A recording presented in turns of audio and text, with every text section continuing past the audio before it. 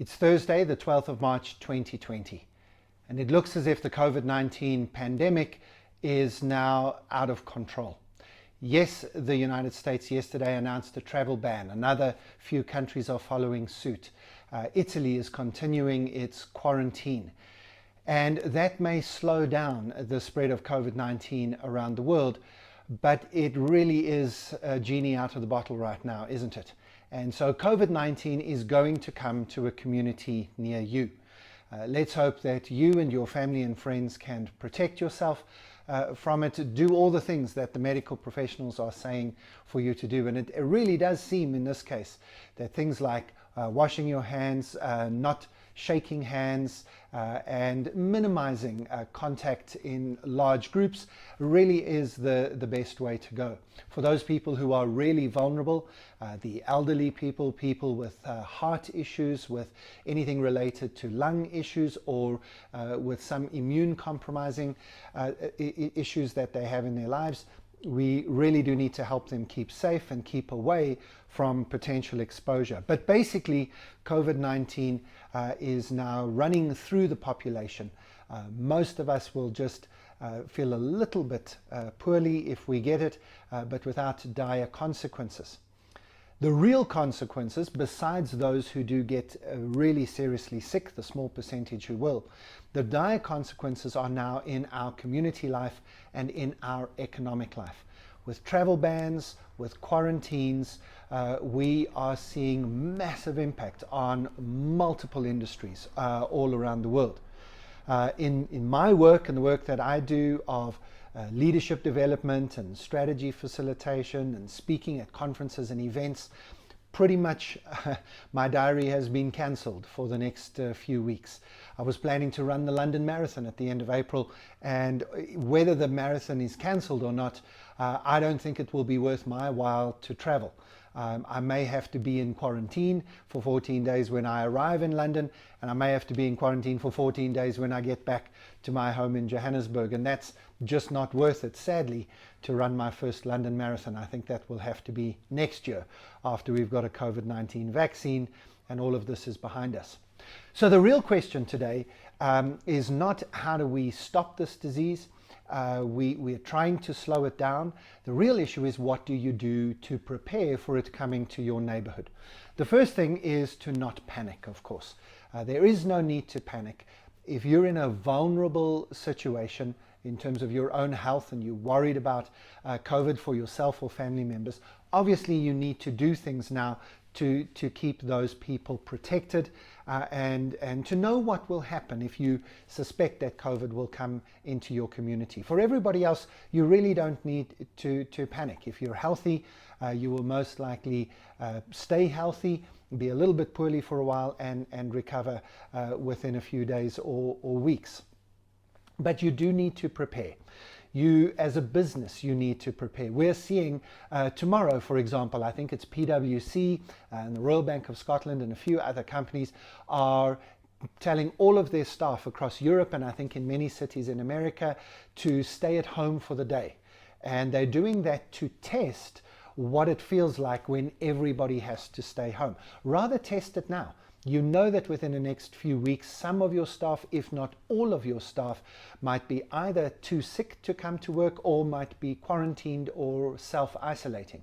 And so now is a good time for you to test whether people can work from home and whether your systems work. Rather have one day of disruption tomorrow and see what works and doesn't work, and then let IT and everybody else work out their plans, then be caught out with it if you're told, like Italy were told, you have 24 hours until the quarantine happens. So test your systems, test whether people can work from home and set up the system so that people can. Secondly, make sure that your environments, your workplaces, your schools, your universities, the buildings that you inhabit are set up for us to protect ourselves. Remember, we don't want to be touching things or touching each other.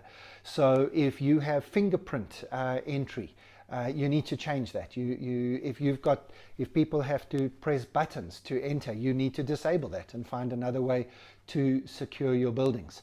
You need to have hand sanitizers at regular intervals throughout your buildings, but preferably you need to make sure that people are just going to the bathrooms and washing their hands with warm, soapy water. That works much better than the hand sanitizers.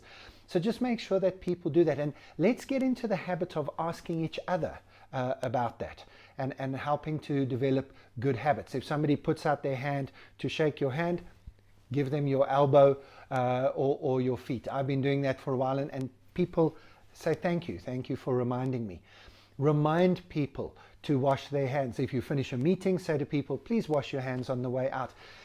We've got to remind ourselves until we get into this habit over the next few days and weeks. Sometimes it really is as simple as that. Of course, if you feel a little bit poorly, then keep yourself away from everybody else. Don't go to work if you can. And of course, that's part of the problem here. Some people don't have that option. They're too poor, they work in jobs that don't give them that option.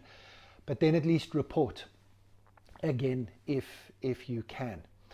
And then finally, for your businesses, realize that we are heading into a few weeks, probably some months. So our team's view is we've got 3 months, April, May, and June, where everybody's just going to be on lockdown. We're going to see the spiking of cases all around the world until we realize we haven't been able to contain it, and then we'll be able to release those quarantines and get rid of the travel bans. But you've got at least 3 months now of complete chaos. It's supply chain management issues. It's your deliveries to your customers. It's your staff and their availability to you.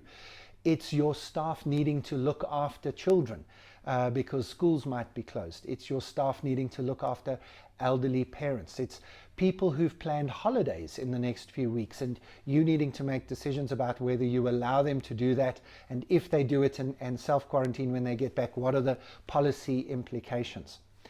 You've got to reduce your costs. You've got to become more efficient. You've got to go into crisis mode, as if we were in a war, as if we were in some kind of meltdown of the situation. I'm not saying panic, but I'm saying the mindset that you would use if you woke up and said, the world is changed.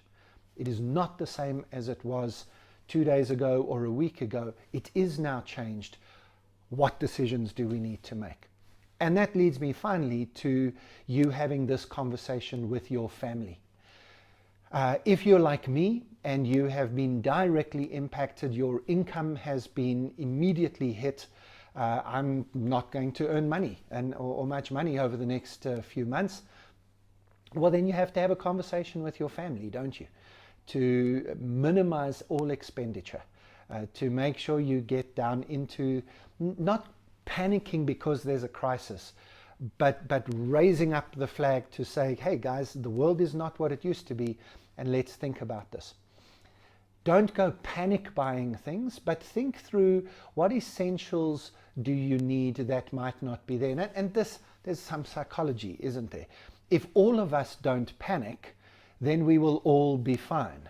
But if some of us panic and go out and buy all the toilet rolls in the shops, and then there are no toilet rolls available, then the rest of us don't have toilet rolls. So it's a little bit difficult to say don't panic, because if some people are panicking, well, then we all just need to realize what our new system looks like with a bit of panic in it. So just think through, don't hoard stuff, but think through what might you need, not just if you're quarantined, but if there aren't deliveries. If you live in a city or a town where there might be a delay or disruption in deliveries, what might you need? This includes, and most importantly, includes any medication you're taking. See if you can get a month's supply in advance. Any particular things, we don't have to stock up on all sorts of foodstuffs and things like that, and even toilet rolls. The supply chain won't be disrupted too long completely. But just make sure that you've thought it through and that you and your family have decided what is important for you, what is essential for you, how are you going to look after not only yourself but also your community. If you're in an area where there might be some elderly people living alone, Go and greet them, meet them if you haven't done so before, and set up a schedule just to check in on them. Create WhatsApp groups for your community if you haven't done that yet. So hopefully that's very, very practical. I don't think that it's time to panic. I don't think we ever need to panic, because I think it has been clear for a while that COVID-19 is now part of our world. We won't be able to stop its spread. Most of us, more than half of us, are going to get it. Most of us, nearly 19 or plus percent, are not going to feel huge effects. Many people, though, it's a small percentage, but it's a lot of people, are going to be hugely impacted. And we together as a community, not selfishly just thinking about ourselves, but we together as communities need to make sure that we prepare for what is about to come. We can no longer pretend it isn't, and we shouldn't be caught out when it arrives in our community. I'm going to keep a close watch on COVID-19. I'm going to keep producing these videos. I hope that they're useful to you. Please send people to my YouTube channel, youtube.com/Graham Codrington. And also, if we can help you, if our team of futurists, strategy planners, and disruption experts can help you and your organization to think through some of these things, please be in contact with us via our website at tomorrowtodayglobal.com, and we'll do everything we can to help you ride out this crisis.